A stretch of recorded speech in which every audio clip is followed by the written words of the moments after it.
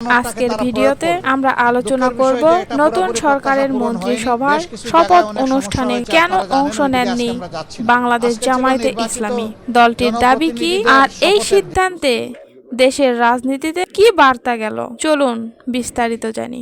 নতুন সরকারের মন্ত্রিসভার শপথ অনুষ্ঠান ছিল রাজনৈতিকভাবে অত্যন্ত গুরুত্বপূর্ণ একটি আয়োজন। সাধারণত এমন অনুষ্ঠানে রাজনৈতিক দলগুলোর প্রতিনিধি উপস্থিত থাকেন সৌজন্যতার অংশ হিসেবে, কিন্তু এবার দেখা গেল ভিন্ন চিত্র। শপথ অনুষ্ঠানে যাননি জামায়াত। এ নিয়ে রাজনৈতিক অঙ্গনে শুরু হয়েছে নানা আলোচনা ও বিশ্লেষণ। এ বিষয়ে স্পষ্ট বক্তব্য দিয়েছেন দলটির আমির ও জাতীয় সংসদের বিরোধী দলীয় নেতা ডক্টর শফিকুর রহমান। তিনি বলেন, সরকার সংস্কারের শপথ নেননি এবং জুলাইয়ের চেতনা ও উপেক্ষা করেছেন।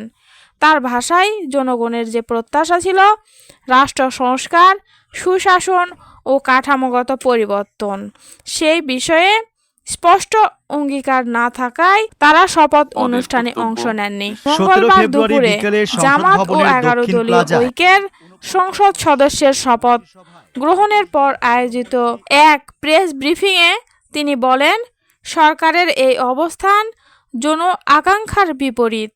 তিনি আরও দাবি করেন, সংস্কারের প্রশ্নে আপোষের কোনো সুযোগ নেই।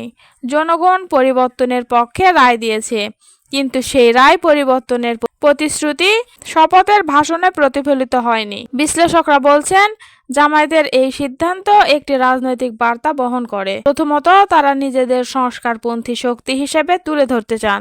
দ্বিতীয়ত, সরকারকে চাপের মধ্যে রাখতে চান যাতে ভবিষ্যতে সংস্কার ইস্যুতে সুনির্দিষ্ট পদক্ষেপ নেয়। তৃতীয়ত, বিরোধী রাজনীতিতে নিজেদের অবস্থান স্পষ্ট ও দৃশ্যমান রাখতে চান।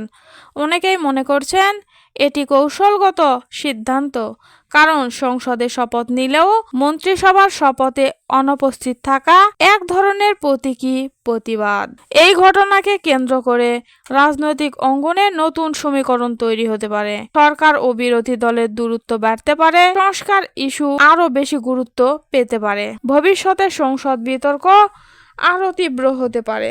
একই সঙ্গে প্রশ্ন উঠেছে, সংলাপের সুযোগ কি সংকুচিত হলো, নাকি এটি ভবিষ্যতে বড় রাজনৈতিক সমঝোতার পূর্বাভাস?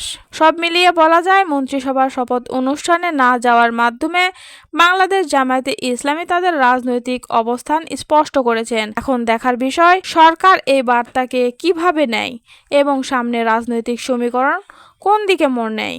আপনাদের মতামত কি কমেন্টে জানাতে ভুলবেন না। ভিডিওটি ভালো লাগলে লাইক দিন, শেয়ার করুন এবং সাবস্ক্রাইব করুন। আল্লাহ হাফেজ।